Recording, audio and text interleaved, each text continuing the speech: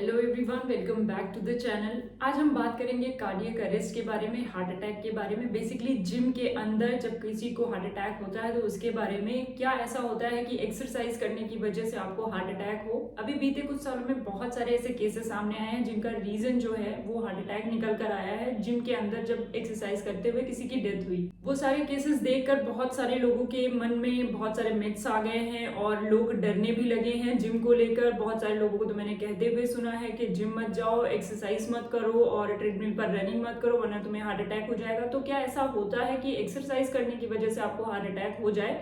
तो इसी के बारे में हम आज बात करेंगे। सबसे पहले तो मैं ये कहूंगी, जब भी किसी को हार्ट अटैक होता है जिम के अंदर या फिर बाहर भी नॉर्मल लाइफ में भी अगर किसी को हार्ट अटैक हुआ है तो उसके पीछे बहुत सारे रीजंस होते हैं, जैसे कि उसकी फिजिकल एक्टिविटीज, उसकी हार्ट हिस्ट्री, उसकी मेडिकल कंडीशंस, उसका जेनेटिक्स, उसकी फैमिली की हार्ट हिस्ट्री और इसके अलावा उसका लाइफस्टाइल जिसमें उसका स्ट्रेस लेवल, खाना पीना, ये सारी चीजें आती हैं। स्मोकिंग, ड्रिंकिंग, स्लीपिंग हैबिट्स, ये सारी चीजें इन्फ्लुएंस करती हैं। तो इन्हीं सारी चीजों की वजह से, इन्हीं फैक्टर्स की वजह से किसी को हार्ट अटैक होता है, ना कि एक्सरसाइज करने की वजह से। तो कभी भी जिम के अंदर कोई ऐसा केस होता है तो आपको डरने की जरूरत नहीं। हम नॉर्मल हेल्दी इंडिविजुअल्स हैं और हमारे साथ ये केसेस नहीं होते हैं। ये जो केस हैं वो स्पेशल पॉपुलेशन के अंडर आते हैं और वो किसी स्पेशल कंडीशन की वजह से होते हैं। एग्जाम्पल के लिए अगर हम राजू श्रीवास्तव जी का केस देखते हैं तो उनकी पहले से 2 एंजियोप्लास्टी हो रखी थी, ऐसा डॉक्टर्स कहते हैं, और इस वजह से उनको ट्रेडमिल पर रनिंग करते हुए हार्ट अटैक हुआ था और जिस वजह से उनकी डेथ हो गई थी। तो ये रीजन था इसके पीछे। बट जिन्होंने दूर से देखा उन्होंने एक राय बना ली कि ट्रेडमिल पर रनिंग करने की वजह से आपको हार्ट अटैक होता है। हार्ट अटैक के लिए बहुत सारे ऐसे फैक्टर्स जिम्मेदार होते हैं जो इन्फ्लुएंस करते हैं, जिनको हम मॉडिफाई नहीं कर सकते, जैसे कि एज, सेक्स, फैमिली हिस्ट्री।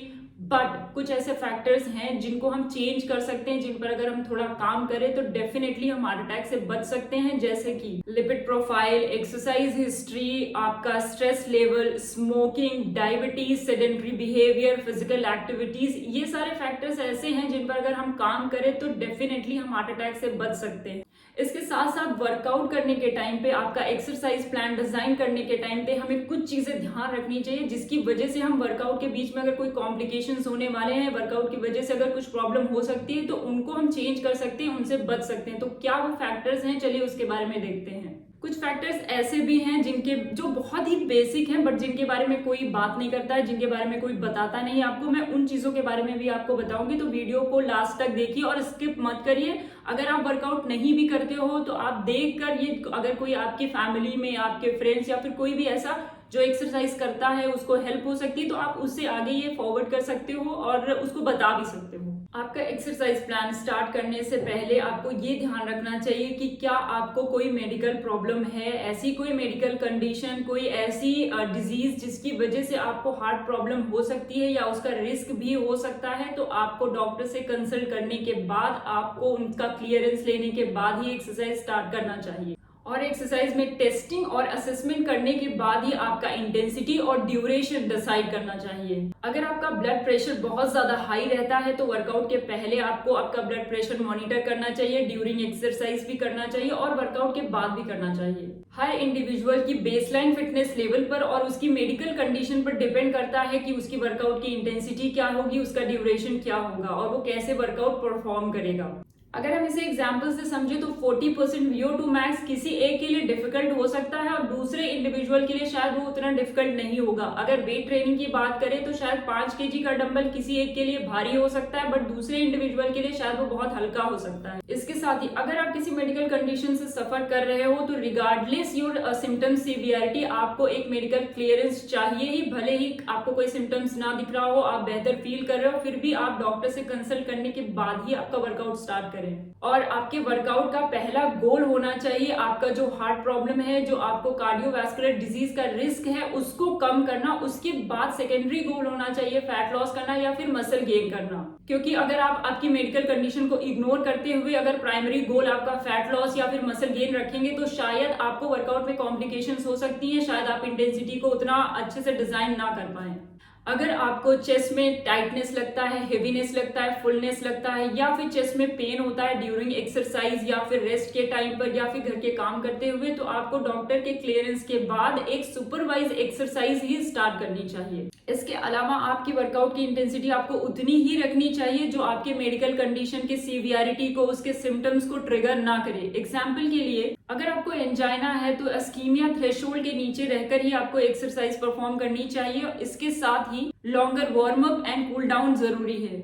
और ऐसे सारे सिम्टम्स जो आपकी मेडिकल हेल्थ से रिलेटेड है आपको आपके वर्कआउट प्रोफेशनल को बता कर रखना चाहिए, ताकि ऐसा कोई सिम्टम्स दिखने पर वो इमीडिएटली आपकी वर्कआउट, आपका एक्सरसाइज स्टॉप करे। और अगर पेन कम ना हो, आपकी प्रॉब्लम कम ना हो, तो आपको इमीडिएटली मेडिसिन देने के बाद डॉक्टर के पास लेकर जाए। इसके साथ ही आपको ध्यान रखना चाहिए कि अगर आप किसी मेडिकल कंडीशन से सफर कर रहे हो और आप कोई मेडिसिन लेते हो तो आपको मेडिसिन वो कहाँ रखी है वो आपको आपके प्रोफेशनल को, आपके कोच को बता कर रखना चाहिए, ताकि जरूरत पड़ने पर वो इमीडिएटली उसको आपके लिए ला सके। एग्जाम्पल के लिए अगर आपको अस्थमा है और आप इनहेलर यूज करते हैं तो वो इनहेलर आप लॉकर में ना रखकर आपके कोच को बताकर ऐसी जगह रखिए कि वो इमीडिएटली अवेलेबल हो। अगर आपको जरूरत पड़े तो कम से कम टाइम में वो आपके लिए ला सके। अगर आप क्रोनिक हार्ट फेलियर के पेशेंट हैं तो आपकी workout capacities other cardiovascular disease के पेशेंट से कम होंगी, तो शायद आप लाइट वर्कलोड पर ही थकान फील करने लगे, आपको सांस लेने में दिक्कत हो। इसीलिए आपको हमेशा सुपरवाइज एक्सरसाइज ही परफॉर्म करनी चाहिए। और अगर पॉसिबल हो तो ऑक्सीजन कंजम्पशन मेजरमेंट्स भी लें।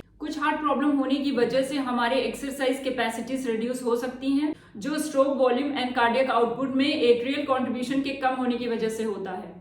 अगर हम एक्सरसाइज प्रोफेशनल हैं तो हमें ध्यान रखना चाहिए कि किसी की भी हार्ट रेट रिलायबल मेजर नहीं है उसकी एक्सरसाइज की इंटेंसिटी को चेक करने का। हम एक्सर्शन से पता लगा सकते हैं कि उसकी एक्चुअल कंडीशन क्या है, और क्लाइंट को भी बताएं कि कैसे उनको उनकी इंटेंसिटी चेक करनी है या मॉनिटर करनी है। इसके अलावा अगर पेस मेकर लगा हुआ है तो भी हमें ध्यान रखना चाहिए कि वो खराब तो नहीं हुआ है। अगर वो खराब हो गया होगा तो भी हम इंटेंसिटी को रिलायबल मेजर नहीं कर पाएंगे।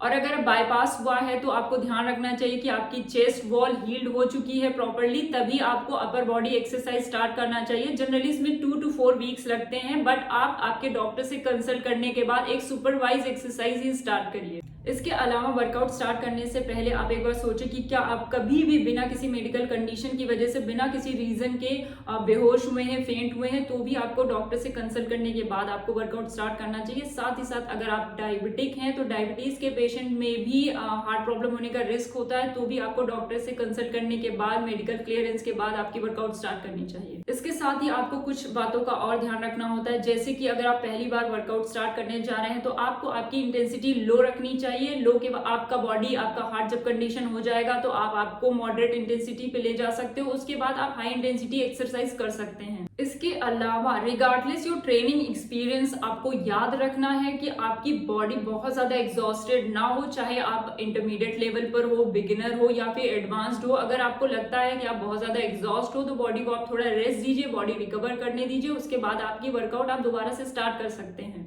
इसके अलावा अगर आप वर्कआउट नहीं भी कर रहे हैं, नॉर्मल लाइफ में भी आपको कुछ ऐसे फैक्टर्स है जो ध्यान में रखना चाहिए जिसकी वजह से आप हार्ट डिजीज के रिस्क से बच सकते हैं। जैसे कि आपको आपकी नींद प्रॉपर लेनी है। हमें ये समझने की जरूरत है हमारा जो हार्ट है वो हमारी जन्म से लेकर हमारी लास्ट ब्रेथ तक कंटिन्यू काम करता है, बट उस पर प्रेशर थोड़ा कम रहता है जब हम सोते हैं, तो इसीलिए उसको थोड़ा रिलैक्स मिले। इस वजह से सोना बहुत जरूरी है ताकि आपका हार्ट हेल्थी रहे। साथ ही साथ अगर हम स्ट्रेस फ्री रहते हैं तो हमारा हार्ट हेल्दी रहता है, उस पर प्रेशर थोड़ा कम रहता है, इसीलिए स्ट्रेस फ्री रहना भी बहुत जरूरी है। बॉडी को प्रॉपर रेस्ट देना, माइंड को प्रॉपर रेस्ट देना, वो भी हमारे हार्ट के लिए बहुत हेल्दी है। इसके साथ ही हमें फूड हैबिट्स ऐसी रखनी चाहिए जो हमारे हार्ट के लिए हेल्दी हो, जैसे कि स्मोकिंग, ड्रिंकिंग को अवॉइड करें और कोशिश करें कि हेल्दी खाना खाएं जो हमारे हार्ट के लिए हेल्दी हो। साथ ही साथ आपको आपकी फिजिकल एक्टिविटीज ऐसी रखनी है जो आपके हार्ट को कंडीशन करें, जैसे कि cardiovascular activities, running, jogging, cycling, ऐसी स्टेडी स्टेट कार्डियो एक्टिविटीज जो आपके हार्ट को कंडीशन करें, जिसकी वजह से वो हेल्दी रहेगा। तो आज के लिए इतना ही। आई होप आपको वीडियो पसंद आया हो। अगर पसंद आया हो तो लाइक करें और आगे फर्दर आप शेयर भी कर सकते हैं। अगर किसी को लगता है किसी के लिए हेल्पफुल हो सकता है तो उसको शेयर करें। और अगर किसी भी मेडिकल कंडीशन को, हार्ट से रिलेटेड मेडिकल कंडीशन के बारे में आप जानना चाहते हो, उसमें कैसी एक्सरसाइज करते हैं, क्या इंटेंसिटी रखते हैं, तो आप मुझे कमेंट करके बता सकते हो। मैं उस पर डेफिनेटली वीडियो बनाऊंगी। Thank you so much for watching.